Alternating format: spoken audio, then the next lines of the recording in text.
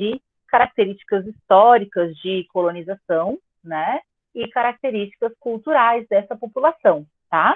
Eu estou ali na página 156, eu vi que a Marina pegou ali o livro, né, Marina? Pode abrir na página 156, capítulo 11, tá? Pessoal, vou falar mais uma vez, as câmeras abertas, tá? Por gentileza. E percebam, logo ali embaixo, né, do ícone capítulo 11, a gente vai ver que o livro traz um resumo, né, traz os temas que a gente vai discutir, certo? A dispersão de grupos humanos e o povoamento da América, tá? Seguido por colonização europeia e as consequências, então, para a América do Sul, a composição étnica da população, a distribuição dessa população na América do Sul e a urbanização, tá? E, por último, os indicadores sociais, beleza?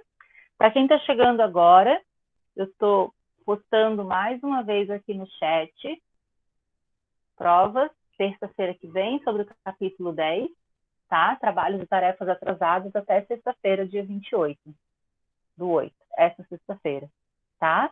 Hoje estamos começando o capítulo 11, na página... Essa prova aí vai valer para esse trimestre? Sim. Hoje... Prof, pode falar, por favor, quem é que tá com trabalho atrasado ou não tá? Não posso, eu não me preparei para isso, Brenda. Isso é responsabilidade de vocês. Mas tá? A gente não sabe, né, prof? Senão não perguntaria. Você sabe sim, olha só. Toda semana foi lançado, tá? Foi encaminhado para vocês pela coordenação da escola, tá? Semana 19, 20, 21, 22, 23, que é que a gente está presente, né? As tarefas para se fazer, certo? De todas as disciplinas. E é sua responsabilidade cumprir o que está lá solicitado, tá? Eu não me preparei hoje para trazer esse retorno para vocês, gente.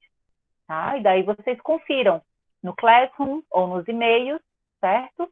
Se vocês já encaminharam as tarefas dessa semana. Beleza? Página, então, 156, eu coloquei ali, né? Hoje, a gente começa a discutir o capítulo 11, tá? Pessoal, logo no início dessa página, se liguem naquele mapa. Olha que mapa legal, gente. As setas roxas, tá? Indicam que, vejam que o centro da seta roxa principal é no continente africano, certo? Ali especificamente, né, próximo da Etiópia, onde foi encontrado Lucy, né, que é um dos primeiros, na verdade é um Australopithecus afarensis, né, é um dos primeiros humanoides, né, conhecidos, certo? E a partir dali, essas setas se dispersam para todos os continentes do mundo, tá? Acredita-se que, tá, a ocupação do território americano, hoje chamado de americano, tá, e da América do Sul, ele tem acontecido quando o Estreito de Bering, dá uma olhadinha lá em cima, ó, onde junta um pedacinho da Rússia com um pedacinho dos Estados Unidos, do Alasca. Tá? Ali a gente tem o Estreito de Bering, certo? No momento onde o mar estava congelado, tá? Essa população, então, que já tinha passado por onde hoje é a Europa, por onde hoje é a Ásia, tá? Foi para esse extremo e daí começou a ocupar o continente americano pelo norte, a partir da América do Norte. Beleza? Estão acompanhando comigo? Página 156, aquele mapinha, tá? Essa discussão aqui dessa página é bastante interessante, galera, tá? Por quê? Fala da questão de pesquisa científica. Reparem que tem uma pesquisadora, Aniede Guidon, que é chamada, tá? Que é brasileira, tá? Ela é antropóloga e ela fez pesquisas aqui no estado do Piauí, na região nordeste do Brasil, aqui no Brasil, tá? Ela estima que haviam povos 50 mil anos atrás, tá? Só que a pesquisa dela, ela não é muito aceita na sociedade científica. Por quê? Porque ela fez a datação não a partir dos ossos, né, dos dentes, tá? Ela fez a datação a partir de carvão, que foram encontrados todos juntinhos, onde imagina-se fogueira dessa população, dessa civilização, tá? Então, O professor falou sobre isso? que eu lembro que uma das teorias era que, na verdade, tinha caído um raio e era somente um deslizamento de pedras. Para essa junção de carvão? Olha que interessante, isso eu não sabia. Obrigada, Enzo. Então, e daí? Tem um grupo que é coordenado por um colombiano, o Andrés Ruiz Linares, tá? Que daí eles já comprovaram com os ossos, tá? Que esse povo, essa civilização, ela aconteceu, que passou lá pelo Estreito de Bering, é de 15 mil anos atrás, ou seja, é mais recente do que os 50 mil anos atrás que a antropóloga brasileira defende, tá? E a comitiva, né, esse grupo desse colombiano, do Andrés, eles sim são aceitos na academia, na comunidade científica como um todo. Eles têm uma publicação na Nature, que é a revista científica mais famosa do mundo, tá? Normalmente, os artigos e os pesquisadores que publicam na revista Nature, tá? São os bambambãs, assim, os pesquisadores mais tops, os cientistas mais tops, assim, do mundo, tá? De diversas áreas, pode ser da geologia, pode ser da antropologia, tá? Então, é bastante interessante o livro trazer nessa página inicial essa discussão, tá? Porque hoje a gente vive um momento, né, desse tipo de discussão. Mas a vacina vai ficar pronta. Mas o coronavírus, né, cloroquina resolve o coronavírus. Sabe? É uma discussão científica, né, e de muitas pessoas que não são cientistas, né, que são, na verdade, influencers, né, e que hoje, pela mídia aberta que a gente tem, né, pode sair falando tudo que quiser, e para isso é muito importante a gente filtrar, tá, que acaba dando uma confusão, tá.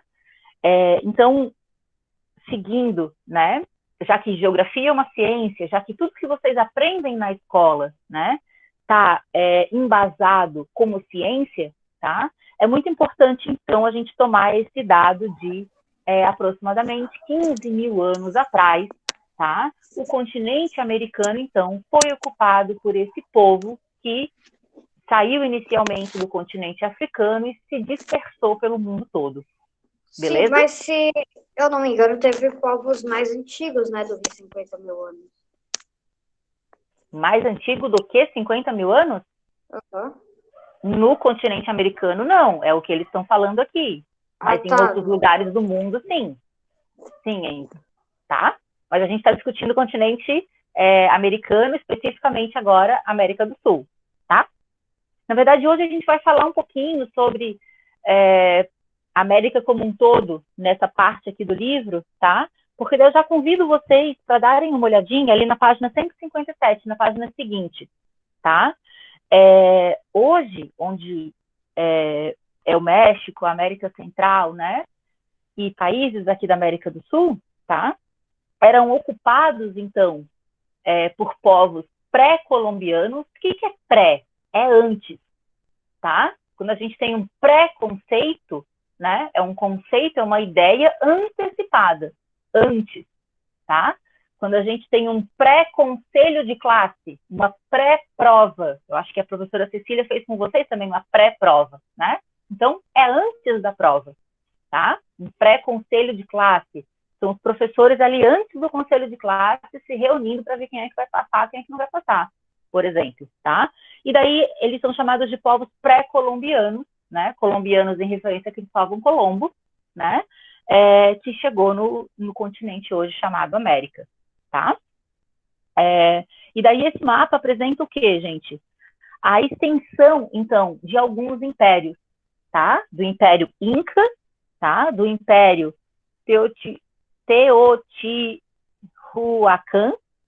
o Tolteca, o Azteca, tá?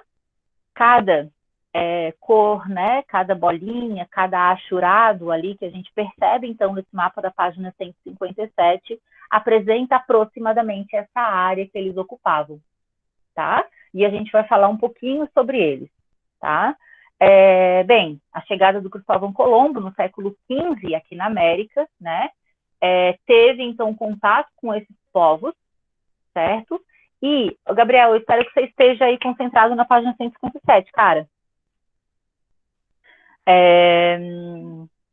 E a gente sabe que parte, né, dessa cultura se perdeu, tá? Então, ali no segundo parágrafo da página 157 fala o seguinte, né? Os incas ocupavam, então, a região dos Andes, é o que a gente está vendo ali na cor roxa. Os maias, os astecas e os toltecas, né? Na área onde hoje é a América Central e o México, tá certo? E eles estavam, então, entre as civilizações mais organizadas que se desenvolveram na América, tá? Por que eles são chamados de organizados e bem desenvolvidos, tá? Olha só, eles tinham técnicas agrícolas sofisticadas para a época, tá? E, cara, falar em técnica agrícola é falar em alimentação de um povo, é garantir comida para todo mundo não morrer de fome, certo? E isso é muito legal, porque inexistia a fome, tá? Eles não lidavam com pessoas marginalizadas, não, a gente não encontrava, né, segundo os estudos dos antropólogos, né, pessoas marginalizadas mortas de fome, tá? Raika está acompanhando? Além das técnicas agrícolas, gente, atividades urbanas diversificadas, tá?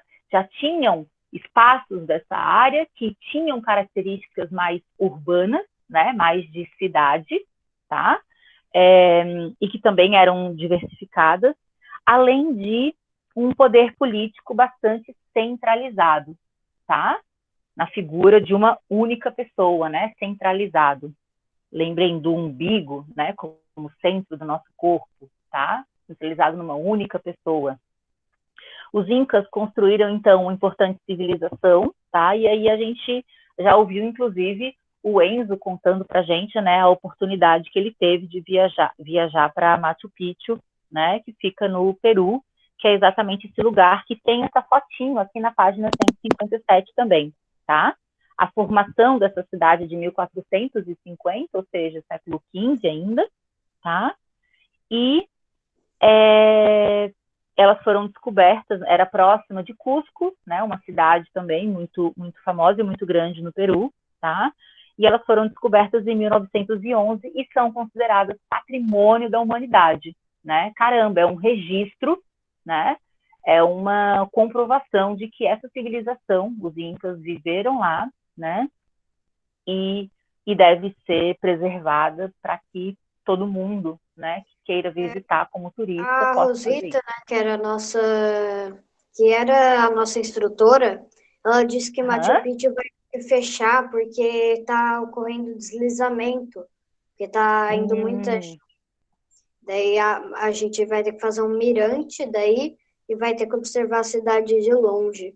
E também sobre a Nossa. cultura, né? Eles tinham um sistema de água que eles pegavam a água da chuva que eles nem dá para reproduzir isso com o cimento atual. Uhum. Massa, Enzo. Legal. Sua contribuição aí. Sim, a questão da água e da captação do que a natureza oferecia, né? Eles tinham um respeito muito grande por tudo que a natureza oferecia, né? Eles, inclusive, consideravam o grande rei soberano, né? Eles o consideravam o filho do sol, certo? Sim. Ocorreu até de, tipo, um monte de turistas, se eu não me engano, foi um brasileiro, um francês e um espanhol, algo do tipo. E eles foram no Templo do Sol, que é algo que ninguém pode visitar por causa dos deslizamentos, dá para ver só de longe. Eles entraram lá, derrubaram uma pedra e ainda fizeram cocô lá no Templo do Sol. Eles foram Nossa! Que abuso, né? Para algo que é de toda a humanidade, para algo que é coletivo, né? E os caras infringem a lei, né? E ainda tratam com maior desrespeito, né? Enfim, isso nos leva a pensar, é claro que que estou extrapolando, né? Mas nas nossas responsabilidades, extrapolando o conteúdo aqui, mas na nossa responsabilidade enquanto cidadão, né? Enquanto turista, para qualquer área que a gente visita, tá? Imagina se eu na Grécia, em Atenas, eu visitando o templo, eu pichasse meu nome, eu, né, riscasse algo que é considerado um patrimônio, né? Uhum. E daí a gente pode imaginar também os patrimônios naturais que a gente tem, né? Paisagens muito mais simples, como, por exemplo, a praia do Campeche, a ilha do Campeche, né? Onde a gente observa oficinas líticas, né? Ou as inscrições rupestres deixadas por povos do Sambaqui de 5.000 anos atrás, né? E quando eu picho ou quando eu coloco um dinamite ali para estourar aquela pedra, né? Ou quando eu deixo um lixo na praia do Campeche, né? Um pacote de salgadinho, de Doritos, eu jogo, né? Naquele lugar, é um desrespeito também, né? Com algo que é público, com algo que é coletivo, né? Sim, também a gente até vai em uma pedra que ali no final tem duas casinhas com telhados, que são os únicos telhados que sobraram. E ali tem uma... Como é que eu posso chamar? Eles fizeram uma pedra, eles lapidaram uma pedra igual o morro. E daí lá os turistas vão lá para rezar um pouco também, para respeitar a cultura. Uhum. Interessante. Isso que o Enzo falou de rezar é bastante interessante porque o soberano, né, o filho do sol e o controle de todo esse império, ele acontecia, então, com base, né, nessa figura centralizadora. Essa figura centralizadora, ela influenciava politicamente, tá? Influenciava, inclusive, religiosamente toda a população do império, tá? E com isso, o Império Inca e todos os outros impérios que a gente falou aqui, né? Os maias, astecas, toltecas, tá? Eles conseguiam, então, ter uma unidade, não ter fome na população, não ter violência, não ter exploração, tá?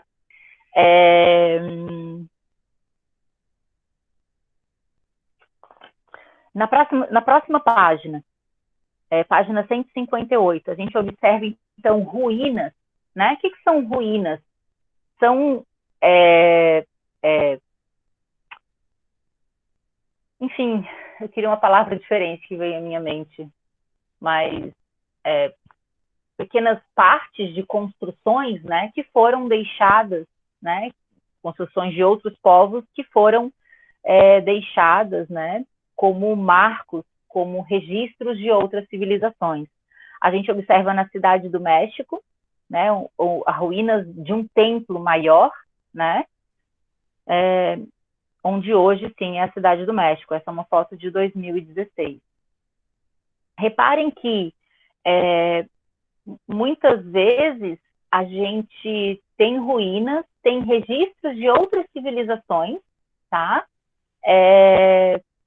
Mas que até hoje nem foram encontradas, tá? Muitas vezes elas vão ser encontradas quando vai se construir uma estrada, né? Quando vai se construir um prédio. E daí, quando cava para fazer as fundações, né, dessas construções, consequentemente se acha e daí começa a se pesquisar, tem que parar a obra, tem que reservar toda aquela área, demarcar para que os especialistas e cientistas dessa área, os antropólogos, possam pesquisar mais, né, e valorizar, né, e levar para um museu. Isso aconteceu, não sei se vocês se recordam, aqui no viaduto do Campeche. Lembram que encontraram uns fósseis, né? Na verdade, o esqueleto quase que completo de populações de homens do Sambaqui, na verdade. Se eu não me engano, era de 5.000 anos atrás. E se eu não me engano, hoje, esses fósseis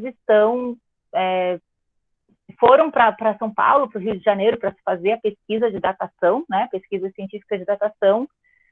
Mas, se eu não me engano, hoje já estão aqui em Florianópolis, né? Talvez na universidade. Eu nem sei confirmar isso direito para vocês, mas normalmente são exibidos em museus, né, depois da pesquisa científica realizada. Sim, Tá. sobre, tipo, as coisas de fundo arqueológico, tipo, vasos que a gente encontra, esqueletos, se eu não me engano, em guerras a gente não pode danificar eles, né?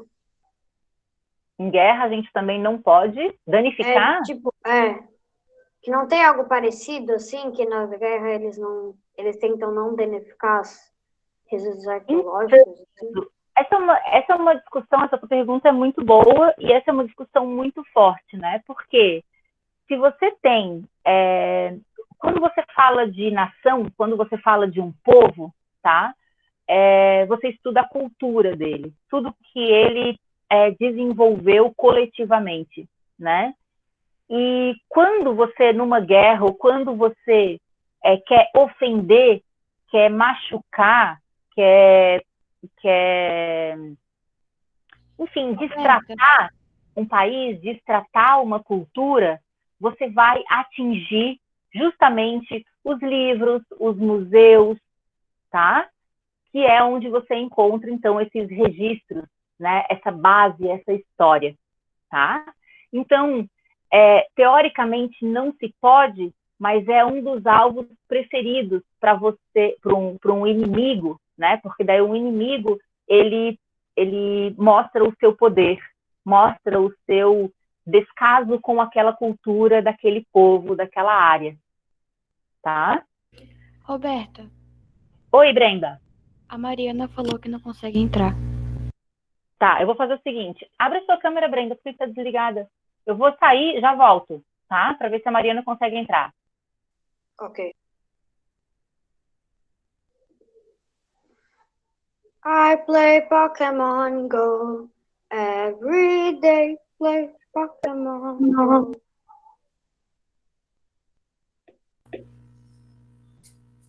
A Mariana não veio. Mariana não entrou, professora. Infelizmente.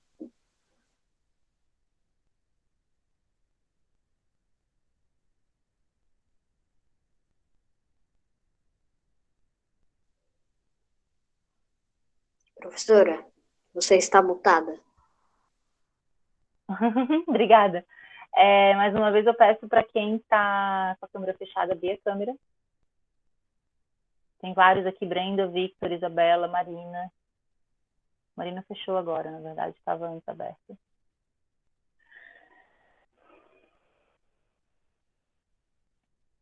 Iago abriu agora, o Gabriel Machado. O João, o Pedro, o Arthur. Arthur, que página que a gente está vendo aí do livro?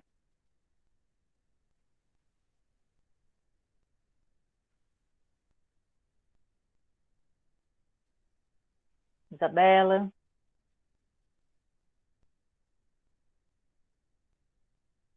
Ah, que bom. Oi, Mariana, bom dia.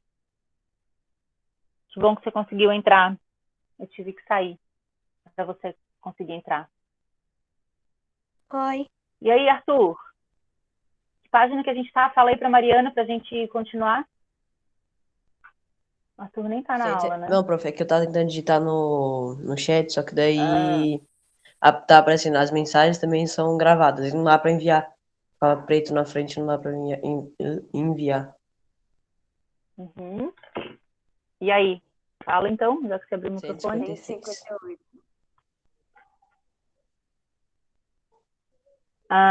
Mariana, estamos na página 158 do livro, tá? A gente começou o capítulo 11 hoje.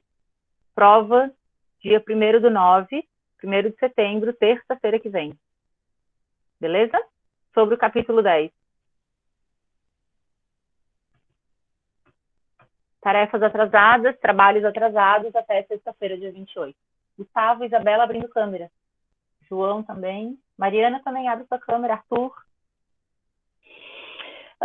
Então tá, galera. Estávamos falando de ruína, né? O Enzo comentou dessa questão de guerra, né? De necessidade de quem está sendo atacado proteger sua cultura, né? E disso ser um alvo para os inimigos. Fala, Brenda. Tu tá travando muito pra mim, eu vou sair e vou entrar de novo, tá? Tá, não demora para não perder. Então, na página 158, fala um pouquinho do México, né? Fala um pouquinho no século XIV ainda, né? Que houve uma divisão entre os astecas, né? E um grupo migrou para uma região de origem, né? E daí fundou essa cidade, Tenochtitlan, no século XIV, lá em 1325, certo? Onde hoje é a cidade do México, tá? Eles passaram a ser chamados de mexicas. Por isso que hoje esse território recebe o nome de México, por essa referência, tá? Dessa população que migrou, que se separou e passou a ocupar uma região hoje chamada Cidade do México, tá? Em seu novo assentamento, então, começaram a ser chamados de Mexicas, tá? E daí o nome do país. A tomada de Tenochtitlan pelos espanhóis, que foi no século XV, lá em 1521, tá? Simboliza, então, o domínio espanhol no continente americano, tá? Nesse período que foi chamado de colonial, né? Onde essa área era colônia e tinha como metrópole, né? Quem era a metrópole, Laura?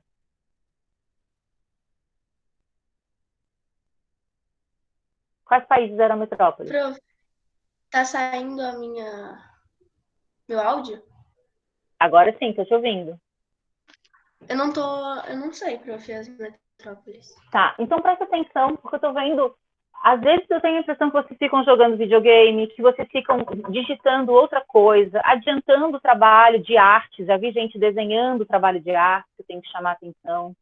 É que meu livro tá aqui, eu tô lendo o livro na mesa. Não, ok, Laura, se não é seu problema, tudo bem, tá? Mas, dando continuidade, se não é o seu caso, tá? Não tem problema. Mas eu só quero chamar a atenção, porque às vezes eu tenho essa impressão. Não sei se vocês estão aí. Não sei se o Pedro está me ouvindo, se ele está com a câmera fechada, não sei se ele está dormindo, se ele está jogando videogame, tá? Não, mas eu tô ouvindo você, professora. Pode bom, confiar em mim. Que bom. Beleza, Eu João. juro. Sim, eu entendo essa situação também, João. Vocês estão em casa, né? E tem toda a família, né? Às vezes é uma família grande, às vezes é uma família pequena, enfim. E está todo mundo com as suas atividades em casa. Também é compreensível, tá? Então, se as colônias eram as terras, né, os países hoje do continente americano, as metrópoles, né, eram os países da Europa, principalmente, no caso aqui, Portugal e Espanha, tá? Então, respondendo o que eu perguntei para a Laura, né, as metrópoles eram Portugal e Espanha, né? Aqui a gente está falando de México, era Espanha, né? Percebam que quando a gente fala de povos pré-colombianos, tá? De povos do século XIV, do século XV, aqui no Brasil, tá? A gente não tem estudos, né? E muitas vezes a gente nem divulga muito, tá? Nas aulas de História e Geografia. Mas estima-se que haviam cerca de 1.000 línguas dos indígenas que habitavam, então, as terras onde hoje é o Brasil, tá? Haviam várias etnias onde hoje é o estado do Amazonas. E daí, mais uma vez, vem um mapa aqui na página 158, tá? Para mostrar, então, a área onde habitavam essas tribos, né, esses povos pré-colombianos na Amazônia, certo? A maior densidade populacional vai acontecer na beira do rio. Na beira do rio e em intenso contato com a floresta amazônica. Então, hoje já se sabe e hoje passa-se a divulgar mais, tá? A diversidade dos povos indígenas que haviam aqui no território hoje chamado Brasil, tá? Então, eram cerca de 1.000 línguas, se não mais, tá? No último censo do IBGE foram registradas 274 línguas, tá? Imagina isso no século XV, tá? Se registra, então, a presença dos povos guaranis, que são descendentes da região onde hoje se chama Paraguai, tá? E Lá na América, lá mais ao sul, né, no sul da Argentina, é um povo chamado Patagon, certo? Onde hoje se dá nome, inclusive, à Patagônia, a essa região da Argentina. O que a gente tem de registro, então, desses povos amazônicos, né? A gente não tem ruínas, mas a gente tem muitos vasos que eles confeccionaram, tá? É muito comum a gente encontrar esses registros, né, de vasos. E cadê? Que mais aqui? Aqui, ó. Do ladinho do mapa, gente, naquele parágrafo ali, ó. Durante muito tempo, foram considerados, né, as comunidades indígenas que viviam na Amazônia pouco desenvolvidas, se comparados lá com os incas, com os maias, certo? Mas hoje sabe-se que foram encontrados em diversos sítios arqueológicos, né, o desenvolvimento, então, de exploração e manipulação dessas plantas da floresta amazônica, certo? Interferências na floresta, produção de farinha de mandioca, tá? Olha que antigo isso, gente. E foi a base aqui de Florianópolis, né, e vinda, né, desse conhecimento indígena. A produção de cerâmicas, certo? E a produção de pontes e estradas, tá?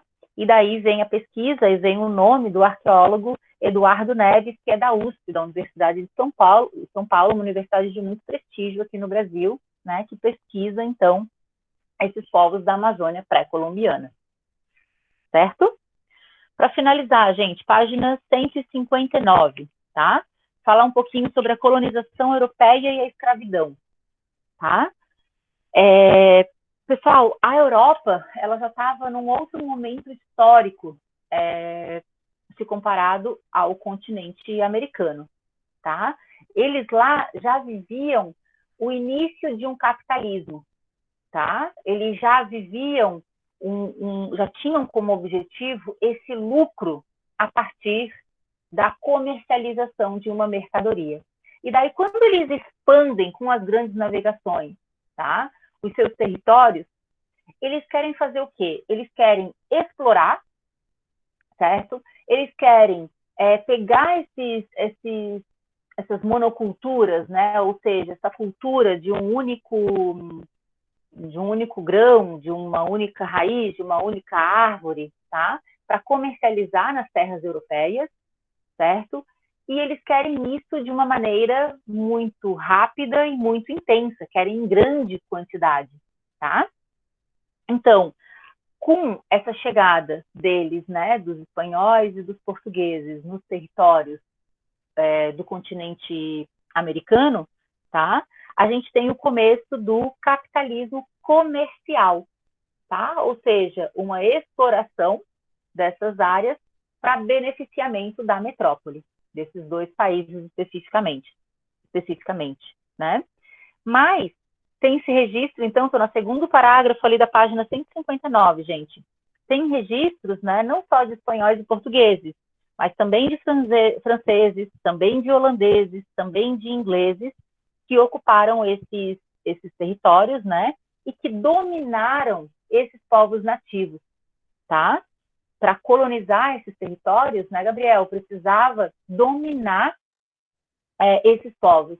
Como é que se domina um povo, gente? Como é que põe pressão num povo? Inicialmente com violência, né? Inicialmente com obrigações, né?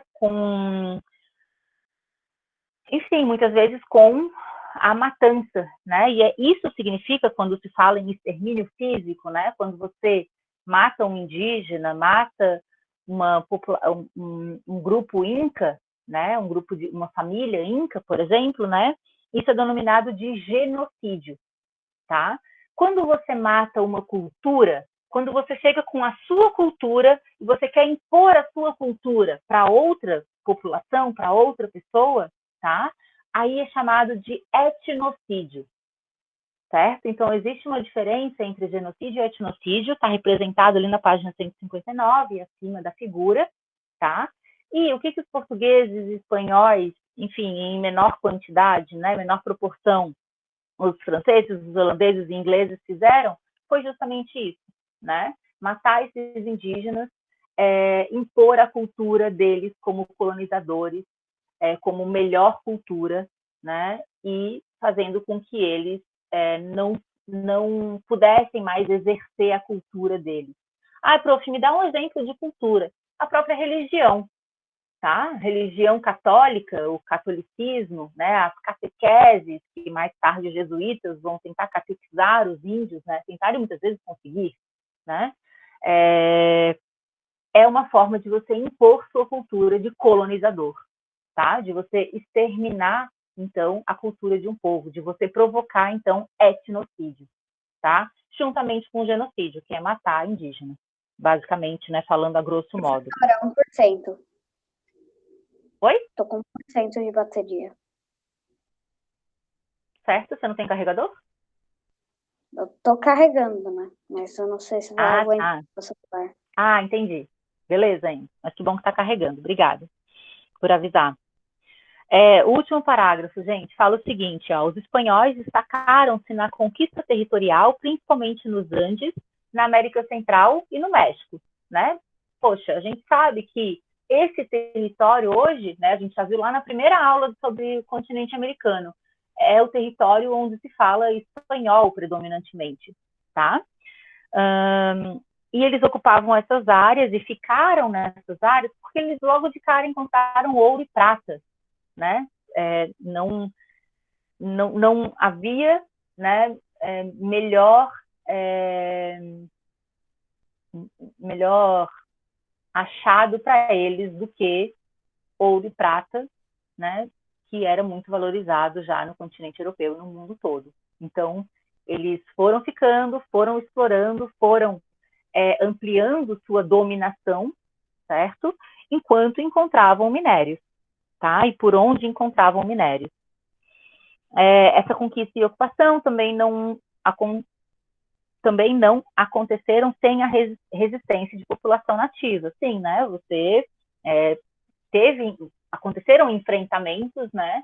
Mas claro que com a arma de fogo, né? Com todo o preparo que os colonizadores vieram para cá, era muito difícil competir, certo? Mas sim tiveram resistências. E os que sobreviveram perderam sua identidade cultural, né? Daí que eu estou falando desse etnocídio. E foram escravizados para a exploração das minas, o que desorganizou as comunidades e contribuiu para o desaparecimento das civilizações A pré-colombianas. gente viu isso no ano passado, né? Esse negócio de etnocídio e de... Quando os colonizadores, né? A gente viu esse negócio de etnocídio. Que daí tinham os... Isso. Como é que era?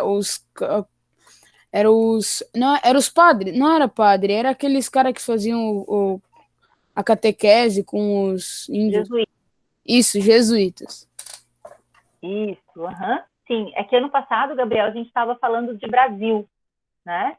E daí, quando a gente vai falar de população brasileira, a gente vai falar de indígenas, povos nativos, vai falar dos europeus que vieram para cá e vai falar dos africanos, né, trazidos para cá como escravos, tá? No filme Diário de Motocicletas também chegou a mostrar que hoje, na verdade, são grandes empresas que exploram esses minérios, né? Para quem assistiu, para quem se lembra, e inclusive muitas pessoas, tem um casal, né, que é para quem o Che dá até o dinheiro, dá os dólares, né, que vai explorar, que vai tentar um trabalho nessas minas. Enfim. É lá em Chuquicamata. Isso. Ainda existe muito no mapa, lá no mapeando, eu coloquei uma picareta, porque eles foram fazer a mineração, né?